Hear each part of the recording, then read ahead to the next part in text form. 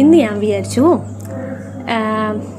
ഇവിടെ വീടിൻ്റെ മുറ്റത്ത് തന്നെ വപ്പക്കായ് മാങ്ങയുണ്ട്, കുറേ ഉണ്ടായിട്ടുണ്ട്.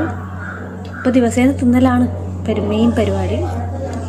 അപ്പോൾ ഞാൻ വിചാരിച്ചു ഇന്ന് കഴിക്കുമ്പോൾ ഒന്ന് നിങ്ങളെയും കൂടി കാണിക്കാം. മുറിച്ച് വെച്ചിട്ടുണ്ട്.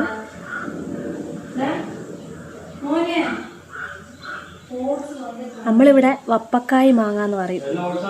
ഓരോ നാട്ടിലും ഓരോ പേരായിരിക്കും.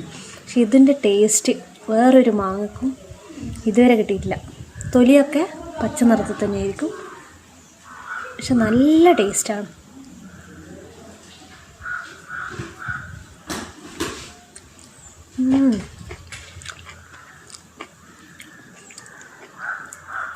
നിങ്ങളുടെ നാട്ടിൽ എന്താ പേര് പറയാമെന്നറിയില്ലേ, പക്ഷെ നല്ല ടേസ്റ്റാണ്.